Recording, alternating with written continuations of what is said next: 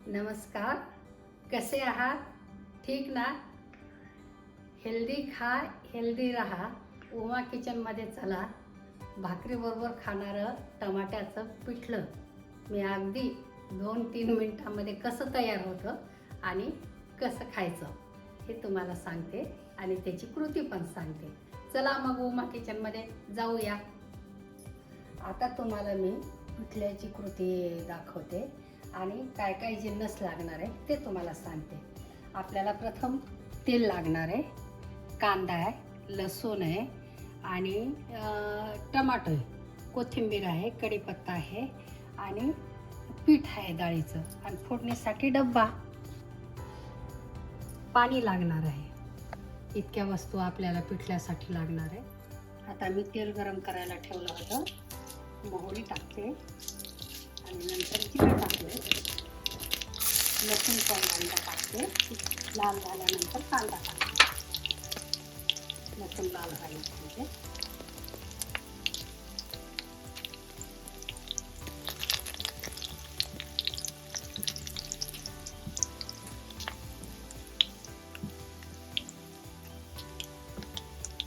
लसूण लाल झाला आणि कांदा टाकला. कोणाला कांदा चालत नसला तरी चालतो, कांदा न टाकला तरी चालतो. आता कांदा तळून घेऊ. आता कांदा लाल झाला, त्याच्यात टमाटे टाकते. टमाटे सुद्धा थोडा शिजून घ्यायचा.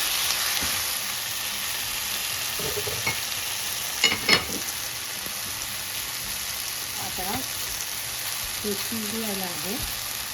लाल तिखट टाकते आणि हळद टाकते. तिखट तुमच्या ह्याच्याप्रमाणे टाका.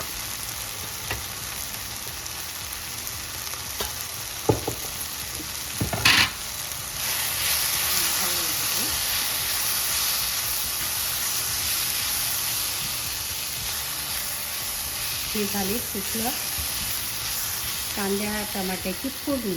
आता मी पाणी टाकते.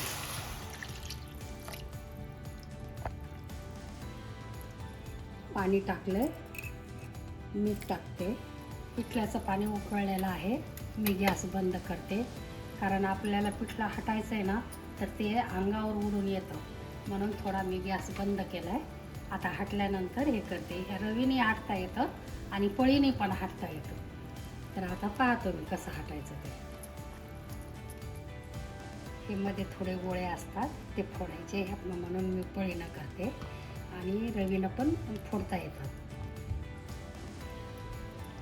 आणि छान शिजू द्यायचं ह्याला.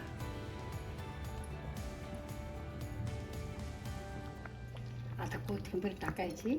अगदी शिजायला लागले, ते उडतंय ना, हातावर येते, तर थोडं लांब उभा टाकायचं आणि हे कढीपत्ता टाकलाय. झालं आपलं पिठलं तयार.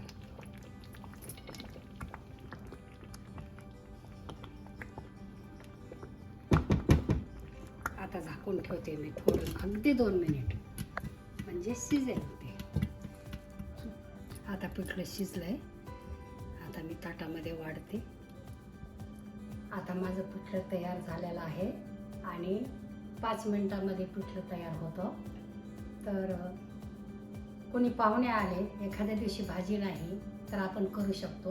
आणि चवीसाठी पण छान आहे, पौष्टिक आहे. हरभऱ्याची डाळच वापरलेली आहे आणि कांदा, टमाटर, हिरवी मिरची सगळंच आहे त्याच्यामध्ये. ह्याच्यावर तुम्ही भाकरीसोबत खायचं असते तर तेल घेऊ शकता, नाहीतर फोडणी करू शकता. भातासोबत खाताना तूप घेऊ शकता आणि पोळीसोबत खातानाही तेल घेऊ शकता. तुम्हाला आवडेल तसे करा आणि किचनमध्ये या. पिठलं भात खा, पोळी पिठलं खा, चटणी खा आणि हिरवी मिरची तोंडी लावा. तुम्हाला आवडेलच हे सगळं खायला. तर तुम्ही माझ्या व्हिडिओला लाईक करा, शेअर करा आणि माझ्या चॅनलला सबस्क्राईब करा. बाय.